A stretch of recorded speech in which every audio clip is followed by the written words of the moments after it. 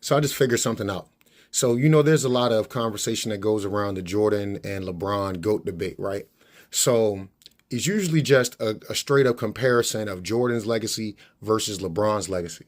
So I was just on social media, and social media, you see all types of videos. I saw a video that was talking about Jordan and Scottie Pippen's relationship and basically how it was kind of deteriorated to nothing. But it wasn't always that point. Now, they might not have been best friends, but they've had glowing things to say about each other. Like literally, it was after a championship. Jordan was saying that he was going to give Scottie Pippen the car from the MVP, but he was going to take the trophy, basically insinuating that Scottie Pippen was just as deserving of the MVP as he was. And he detailed how Scottie Pippen worked out with him, how he bled with him, how they sweated together, how they did everything together, how literally him and Scottie together is what made the team what it was. So I'm like, that's interesting. And then you think about the way that Scottie Pippen feels now and how he basically feels slighted by The Last Dance and all of that kind of stuff.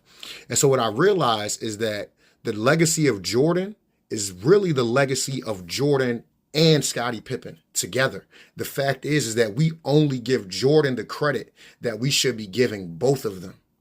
And that, when you put it in like context, makes a lot of sense. And that makes a lot of sense as to why Scottie Pippen would be upset, is because basically Jordan has acknowledged that Scottie Pippen is just as important to his winning as he was.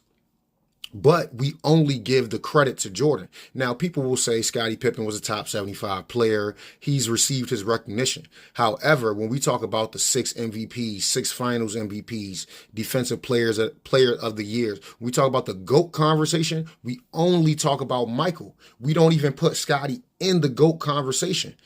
And Michael himself has said that Scottie was just as great as he was. In fact, just as important to the team's success as he was.